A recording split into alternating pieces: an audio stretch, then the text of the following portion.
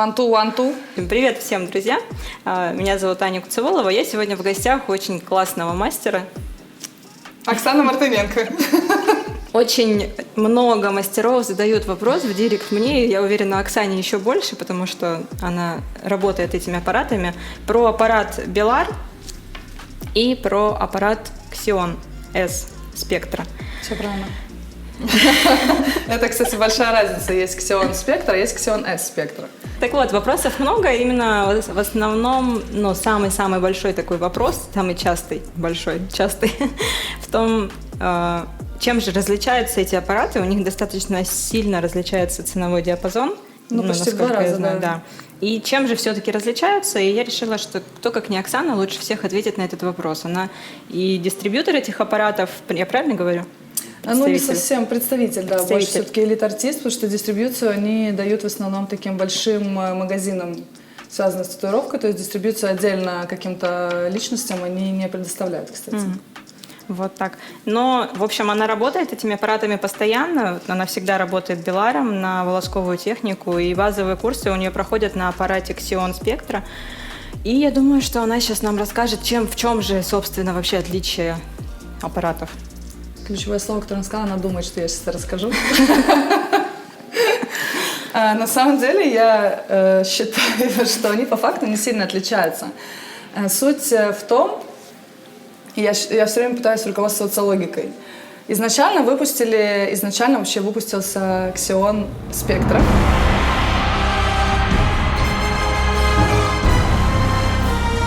Это была татуировочная машинка с эксцентриком 4,5 вообще, что позволяло сделать выход иглы очень длинным, соответственно, это для татуировок. Потом они выпустили больше уже для рынка перманентного макияжа машинку. Ничего практически не изменили держак и поставили эксцентрик чуть-чуть меньше. Потом, как я думаю, в принципе, получилась такая ситуация, что эта машинка стала востребована. Но поскольку перманентный макияж это все-таки у нас для девочек, а девочки любят такое более изящное, более легкое, они выпустили практически ничем не отличающуюся машинку, поставили там меньше еще эксцентрик и сделали ее более такой тоненькой и изящной.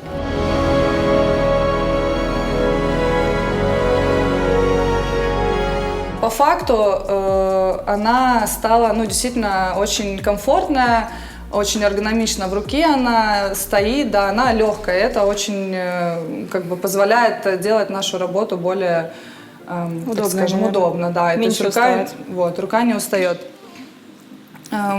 Про характеристики Xeon можно сказать на самом деле гораздо больше, потому что здесь мы можем сами менять их еще, настраивать. Если здесь уже все выстроено и мы по факту можем изменить только вольтаж, то здесь мы можем изменить как эксцентрик. Внимание. Важная информация. То есть в коробке в Xeon S Spectra лежит 1,8 эксцентрик, это очень маленький. Эксцентрик это больше для мужского мозга, да. Девочкам не нужно знать, что такое эксцентрик, вы главное запомните красивое слово. Это штука, которую можно менять в машинке.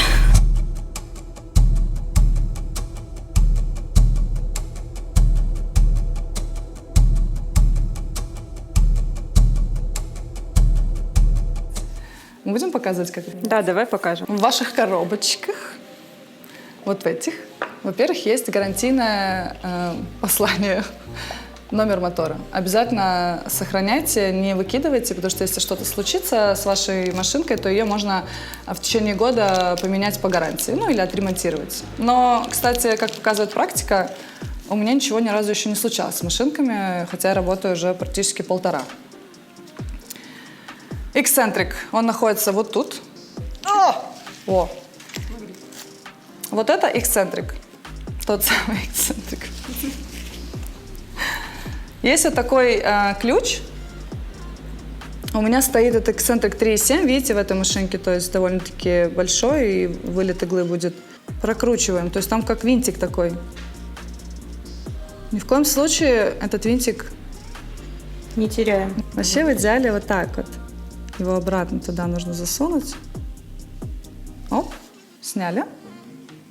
Положили. А эксцентрик можно купить, кстати, отдельно. Он стоит, там, по-моему, около $50.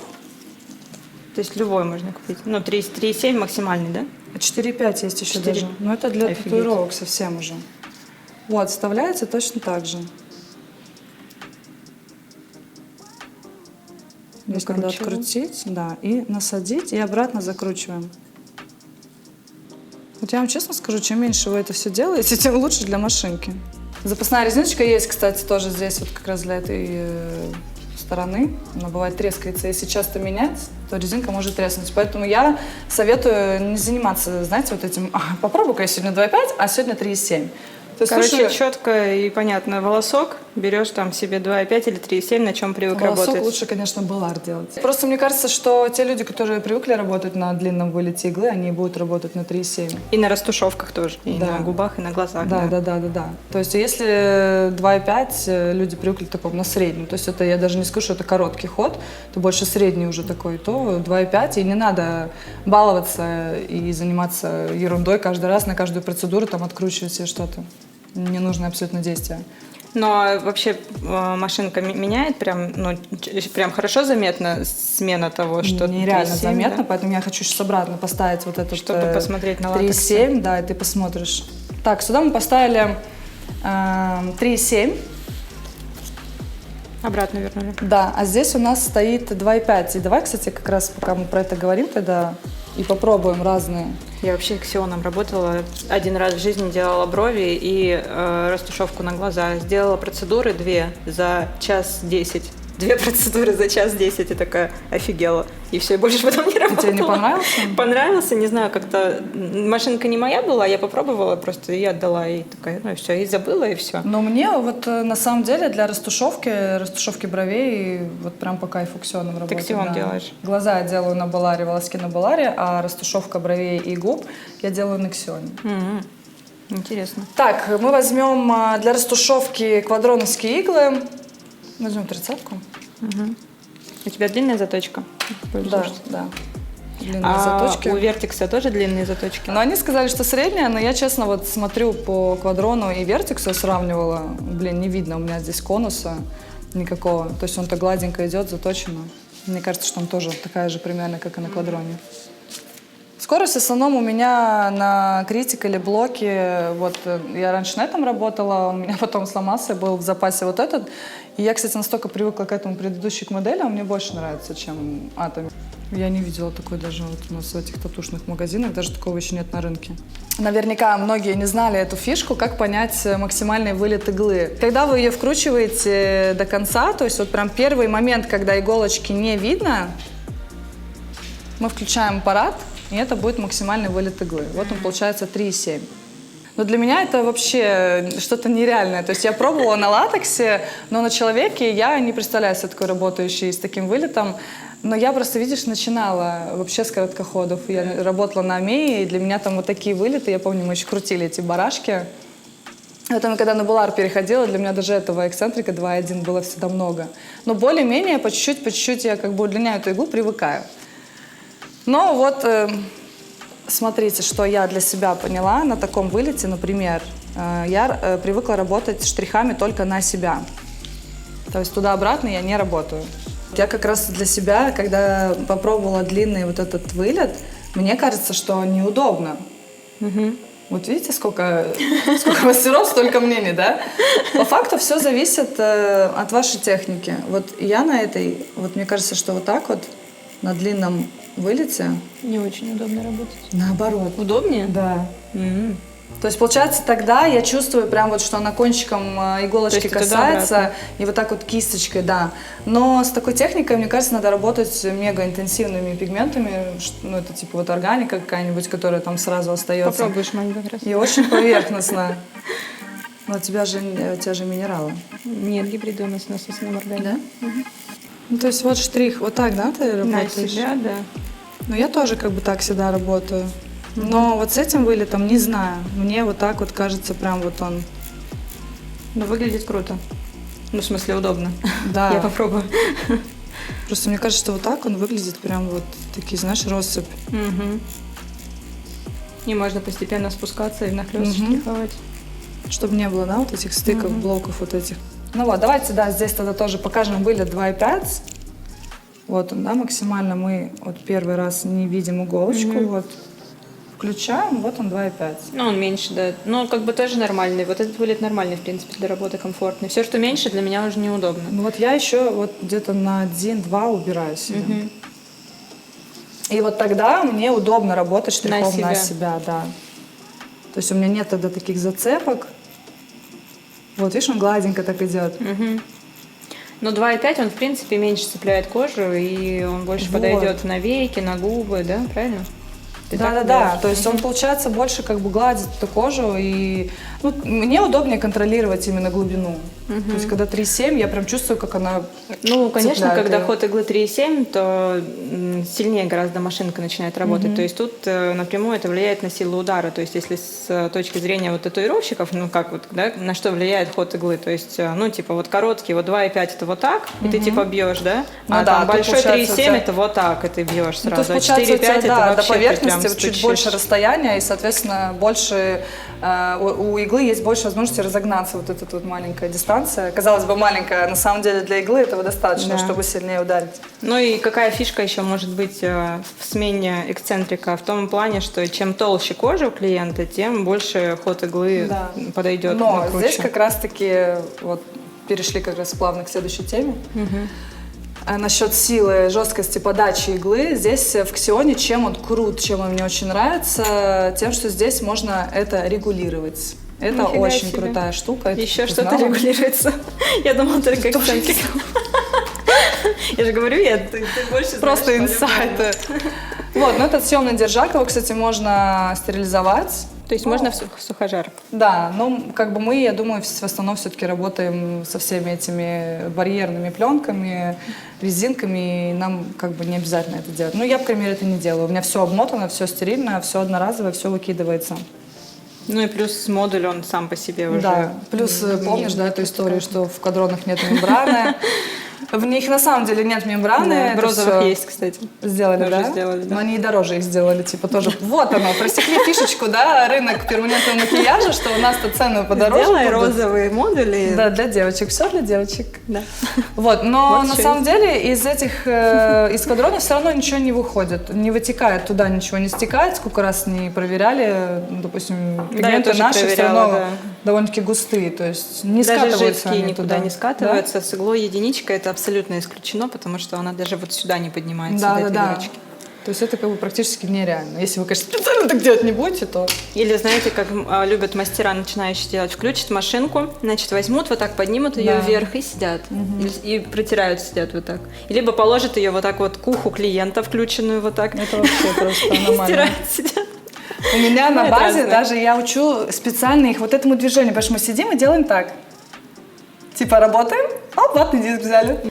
Как в школе в первом классе, так сейчас курочка пьет Да. водичку, сейчас глотает, пьет, Да я даже учу их протирать ватным диском, правильно, понимаешь? Они берут ватные диски, просто у них уходит целая пачка за процедуру, потому что они вот так вот трут, весь диск грязнучек выкинули. Я их вот как солнышко складываю, сучу и показываю. Ну да ладно, это все лирика.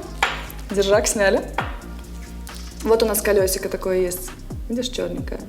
Вот здесь буковка S, здесь буковка H. Это soft, это hard. Соответственно, soft это мягкий, hard это жесткий. Чем Вот и мягче, да, то есть здесь 12 оборотов. Никогда не ставьте в упор. То есть вот прям достигли максимум, да, упор, уперлась, дальше некуда, одну прокрутили в сторону. Обратно. Да. То есть это максимально мягкий, например, Да. на глаза, на губы, да, на такую тоненькую Ну, больше, кожу. да, на такую очень-очень деликатную кожу, чтобы, вот, получается, амортизация вот этой иголочки, она была очень мягкая. То есть чем Можно будет жестче... так гладить, прям гладить. Вот, да, как раз вот тут и есть эта самая фишка, что если мы ставим на самый жесткий режим, то получается нету амортизации у иглы. То есть она вот уходит вот здесь, и она сразу бьет. Если мы ставим на софт, она, получается, вот здесь немножко амортизирует, и она в кожу входит как бы гораздо мягче. То есть, ну... Меньше травмы. Да, меньше травмы. Мне кажется, что вот эта фишка прям, ну, очень крутая. То есть мало того, что можно менять эксцентрик на разный ход иглы, и еще можно менять жесткость. Жесткость подачи иглы, да. Подачи. Это круто. Это круто, это очень удобно. Вот я губы делаю в основном на двоечке где-то, то есть до конца прокручиваю и два назад. оборота влево получается, да. Ну, на харде я никогда не работала вообще, то есть я обычно предпочитаю где-то 6-7 оборотов, вот максимально 12. Так, что еще вам рассказать? Короче, у Ксиона очень много преимуществ, как казалось. Это для меня прям открытие. Вот что, и, кстати, и интересно, что по факту Ксион реально мне нравится больше, но Белар, он просто удобнее в руке. Если мастера работают, грубо говоря, там в день по 6-7 процедур, то от этого, конечно, через 2 уже хочется массажиста себе привести в студию, Она чтобы руку тяжеленькая. массировал. Она реально тяжелая. Но смысл в том, что она не толстая. Вот, допустим, вот здесь у нее держак очень удобно. Но она здесь в они руке. сделали удобно, да. Но И она, для получается, пальцев. вот сам мотор вот здесь, да, мне кажется, он очень тяжелый, он прям перевешивает. Ну, ты знаешь, я работаю с Ultera, и он как бы не намного легче. Я думаю, он такой же примерно, просто другой. Ну вот по факту, если вы работаете только в растушевке, то вам Ксиона вот за глаза и за уши. Честно, я бы даже не советовала покупать Белар. Если вы хотите делать волоски, то, конечно, волоски лучше делать более мягкой машинкой. Здесь более стабильный ход иглы, нет такой вибрации боковой, как здесь, например. Это более бесшумное, это шумит посильнее, мы можем, кстати, тоже это проверить. Но вот когда мы включаем, вот включай свой, и включаем Ксион. Но они разные совсем звуки. Да, этот мощнее как будто, то есть вот как раз эта машинка... А скорость прям- одна и та же. Да, 5,2. Создана для таких более хлестких, резких движений. Вот растушевка. Волосок все-таки делается мягче. Мягче идет рука, мягче штрих. Плюс ты должен контролировать хорошо линию. Собрались Да. такие волосковые гости. Ты должен контролировать направление, то есть гораздо удобнее. Я вот сейчас тоже стала часто делать беларом волоски. Мне прям удобно. Очень Потому что он удобно. легкий, рука не устает. Реально делаешь больше 2 процедур в день, какой-нибудь тяжелая машинка, именно волоски, не растушевка, именно волоски, и все, у тебя уже вот так вот пальцы сводят, и все. Я не представляю, как вообще Ксионом делать, в принципе, волоски. Я, конечно, сделаю, но я очень устану. Ну, в целом просто рука устанет, скорее всего. Да. Ну, я, кстати, скажу, что все равно волосок, мне кажется, не будет настолько тонким, насколько вот Белар. Все-таки Белар, у него ход иглы, он настолько идеальный. Вот вибрации вообще никакой нет боковой. Здесь все равно есть, немножко чувствуется. Может, конечно, это из-за вибрации самой ручки еще, то здесь ее нет вообще. Мгм. Ну, она не ощущается, я согласна. У меня вопрос как раз-таки, вот мы затронули, да, к Белару подошли. Ход иглы какой у него? Они не пишут просто вот в этой штуке, в характеристиках. Эксцентрик здесь 2,1. 2,1. Да. То есть, получается, у нас появляется еще новый эксцентрик. У нас есть 1,8, который в коробочке Ксиона. По умолчанию здесь стоит 2,5. Появляется новая машинка с эксцентриком 2,1. 2,1, да. Третий просто. Но он тут не меняется. То Не есть он меняется. внутри закрыт, запаян, все, Да. мы до него добраться не можем. Невозможно. Но, в принципе, его достаточно. Единственное, что на жесткую кожу на бровях, иногда на жесткую именно в растушевку, его хватает. недостаточно, да. То есть долго работаешь на растушевке. Не я делала, у меня мастер делала, Аня, и она прям работала 2 часа растушевку делала, потому что, видимо, прокалывала. Не хватало Не мощности, хватало может, даже, да. Ну, у нас, слава богу, в нашей стране, вообще в нашем регионе такой жесткой Ну, у нас кожи тоже. просто не встретить, да. Если у нас там мулатка только не придет какая-нибудь. Но мне хватало всегда. Мгм. Но в целом ты делаешь волоски беларом, Да, глаза тоже. глаза тоже беларом. Растушевка бровей и губ Ксион. Но я работаю на 2,5 эксцентрики. 3,7 я сейчас пробую, ну, на латексе пока, но вот хочу попробовать на человеке. Что еще можешь сказать про белар? Ну, ты же им работаешь. Ну, почему стоит его купить еще, может быть, помимо всех остальных удобств, которые мы сказали? Все? Он дороже просто намного. красивенький. Он красивый. Вот я про что и говорю, по факту про Ксион можно говорить гораздо Бесконечно, дольше, да. чем про Белар. Я просто уверена в том, что это просто маркетинговый ход.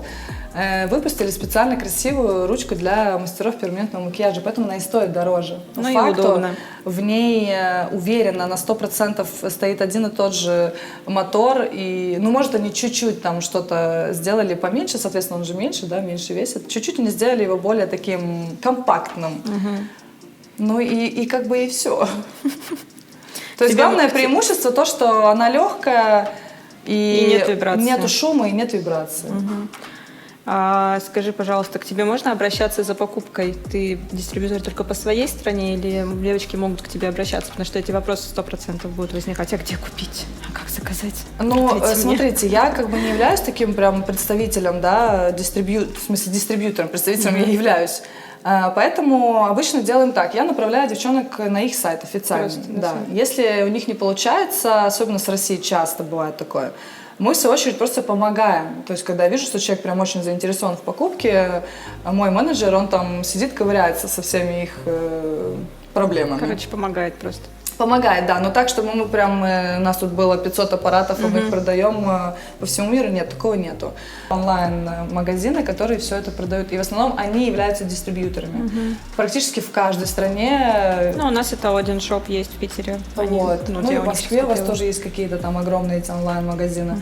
Но вообще, кстати, то, что я заметила, мои наблюдения, когда мы работаем, ну, если, например, даже не отгибать иглу, сейчас даже по звуку будет слышно. Когда мы работаем, вот это вот окошко на нас, она более жесткая. А когда мы работаем от нас, она будет намного мягче идти. Но на клиенте, например, я прям чувствую, вот когда я так работаю, она ну, как бы жестче входит. Ну, то есть быстрее красит, Да, другими словами. Но я вижу по точкам разницу очевидную. вот. Вот такая тоже вот штуковина. Я Ну да, видишь, всем они, получается, как бы чуть-чуть, разные, да, совершенно чуть-чуть разные. светлее. Как Они, будто. получается, светлее, тоньше и такие более четкие. 90 мы готовы к работе, и у меня как идет замах такой. А в вертексе есть особенности, где она касается? То есть нужно смотреть? Там можно смотреть, она какой-то там касается, но у них, по-моему, нет такой явной спайки в их картриджах. Здесь она такая прям муха на балдажник Ну, я такой. вот вижу, да, она там сейчас коснулась вот туда. В вертексе я тоже выгибаю. Я всегда выгибаю иглу чуть-чуть, и, получается, работаю как бы вот на себя движениями, штрихом, и иголочка отогнута всегда от меня. Это тоже интересная информация. Ну, мне кажется, таким образом, просто, во-первых, вход в кожу я делаю более мягким. То есть она не сразу туда входит, она еще, получается, вот гладит и потом входит. А по поводу разницы в волосках и растушевке, вот ты предпочитаешь Белар, да? А какие модули ты предпочитаешь? Ну вот для волосков как раз-таки Vertex, потому что здесь получается, ну опять же, мне так кажется, мои наблюдения, мягче пружинка в них. То есть если мы даже будем нажимать вот так вот на квадроновский картридж, он такой жесткий, и на Vertex. То есть она прям помягче идет. Ну, есть еще жестче, чем квадрон, да? Разные есть по жесткости. Ну я вот, у меня других нету, я вот этими двумя. То есть это у меня идет для растушевки, это для волосков. Все просто. Все просто вообще. Это для волосков. Это для растушевки. Ну так проще всего, разграничивал, и не думаешь, голова не болит. Можно тоже посмотреть, насколько у нас максимально иголочка может выходить с этим аппаратом. То есть вот мы ее сейчас видим, закручиваем, не видим. Включаем, вот он, видишь сразу как 2,1, да, 2,1. Он прям, да, сильно выходит. Он будет работать на этом вылете нормально? Если у вас вот эта машинка и вот этот блок, ну или вот этот блок, Critical, и Critical Atomics и его предыдущая модель, тут набор цифр и букв, то волоски вы можете делать, ну, мои волоски, потому что у Ани совершенно другие волоски. Технически их по-разному делаем. Я делаю на 5,2, ну 5,4 где-то. Да-да-да-да. А я делаю примерно на 7,5-8 на Белар.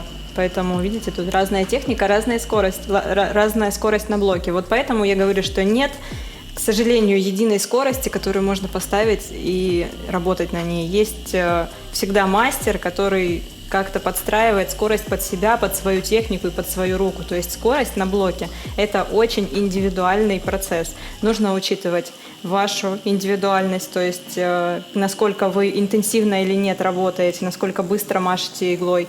Нужно учитывать аппарат, нужно учитывать картридж, нужно учитывать пигмент, которым вы работаете. Некоторые пигменты просто не будут успевать поступать за какую-то быструю, да, на быстрой скорости. Ну и плюс, конечно же, кожа клиента и техника, в которой вы работаете. Очень много аспектов, поэтому...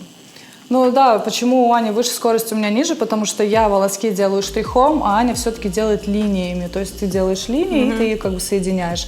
А я больше штрихую, соответственно, у меня скорость движения чуть быстрее, у тебя чуть-чуть медленнее, и ей нужна для этого скорость. На аппарате. Получается, подача иглы должна быть чаще, чем у меня. То есть я это делаю, грубо говоря, движением, ты это делаешь аппаратом. Все, вся разница. Конечно. Разница, конечно, просто между Беларом и Ксионом, она вот в плане работы, она настолько видимая сразу. Чувствуется очень. То есть этим прям вот здесь, ну, мне очень мягко и рука сама работает. И пиксель такой прям малюсенький. Ну, пиксель малюсенький, наверное, потому что этот... 25-ка. Ну и плюс ход сразу меньше, меньше точечки. Так, это у нас растушевка.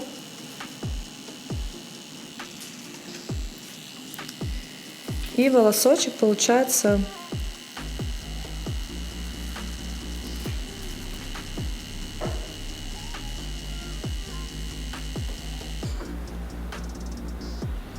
То есть волосок должен быть в серединке толстеньким. Вот он такой насыщенный. Согласна.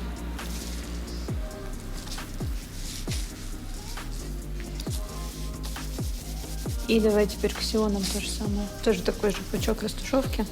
Вот Ксиона будет интенсивнее прям. Давай Сразу. попробуем сюда квадрон еще вот на Белар поставить. Давай. Плюс еще диаметр 30-ка получается здесь будет. Даже работает его по-другому немножко. Да. Ну вот что мне кажется, да, у Ксиона, у него, вот у Белара, не знаю, видишь, не видишь, есть такой момент, как будто где-то не оставляет пиксель, да? То есть здесь нужно вот уметь, конечно, закрашивать серединку, вот, грубо говоря, даже этого квадратика, да, мелким штрихом вот здесь вот проложить.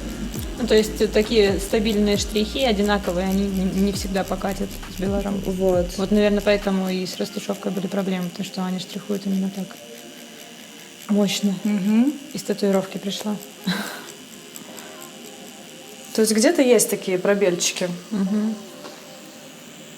Но, опять же, все зависит от рук мастера. Если, главное, чтобы вы умели это видеть. Если вы это видите, все можно подкорректировать. Ну, с другой стороны, зачем лишний раз стараться, если можно взять просто другую машинку и сделать эту работу, которая предназначена для этого аппарата. И вот на квадроне волосок.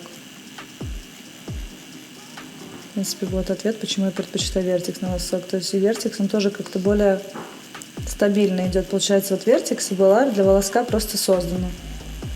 Квадрона тоже немножко есть какая-то вибрация, как будто еще он дает дополнительную. Давай протрем.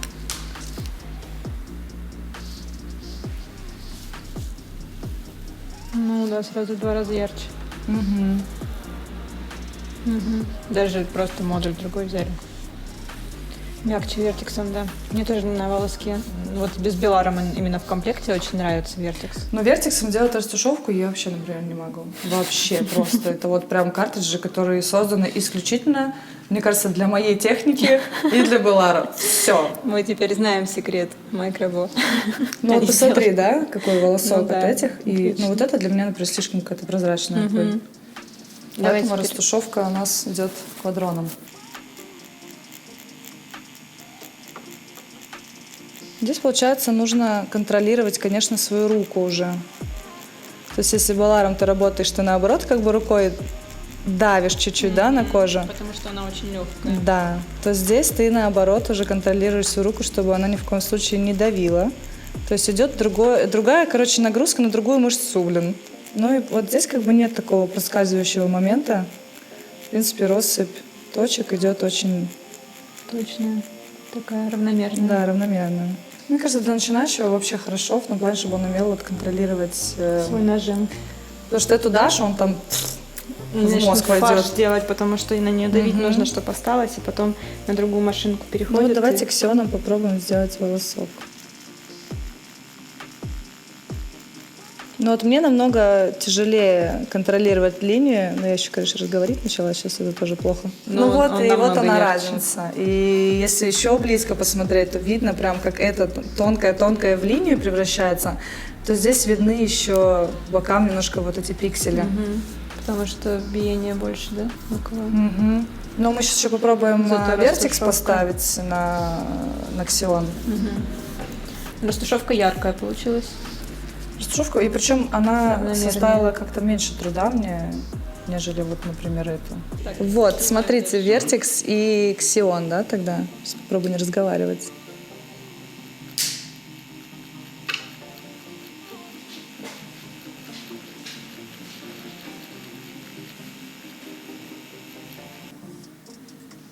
Ну вот получше чуть-чуть, Красивее получилось вертексом. однозначно. Но, тем не менее, все равно, Беларом вот, и Беларом вертексом прям вот он красиво. идеальный, да, а здесь все равно сложнее чуть-чуть. Сложнее делать градацию вот этого цвета на волоске, да и, в принципе, руке сложнее. И дольше я делала, кстати, получается даже. Этим как-то, видимо, настолько уже заточена рука. Давай мы с тобой сейчас подведем итог нашего обзора сегодняшнего. Ну, итог вообще того, что у меня еще нет бровей, а в обзоре мы их уже показали. Но это не важно. В общем, Оксана рассказала очень много классных, полезных вещей, особенно про Ксион, прям открытие для меня. Я даже думаю приобрести все-таки себе его в арсенал и попробовать. Ты меня убедила. Но она реально как бы необходима. Да.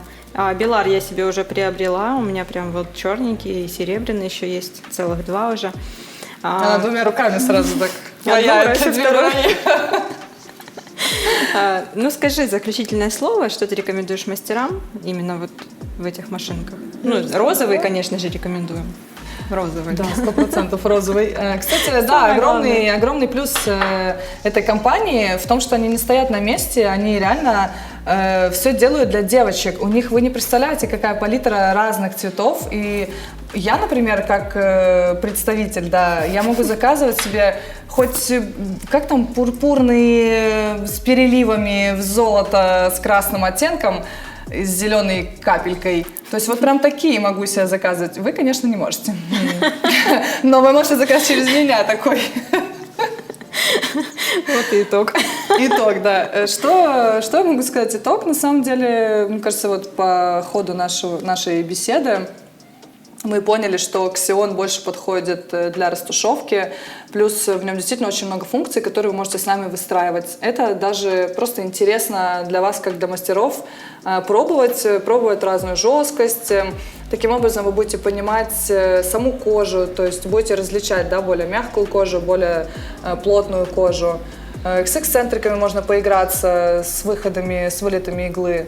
С этой машинкой поиграться особо не получится. С этой машинкой нужно конкретно обладать уже хорошим таким навыком и желанием, естественно, делать волоски. И она, в свою очередь, поможет вам делать вот эти четкие, тоненькие линии. Ну, вот как-то так. Я думаю, что то, что и надо было доказать. В общем-то, на самом деле машинки абсолютно разные, ценовой диапазон разный. Почему эта машинка дорогая? Потому что она легкая, удобная, вы просто себе облегчите Кстати, жизнь. я поняла еще, почему она дороже. Почему? У меня сейчас инсайт просто произошел.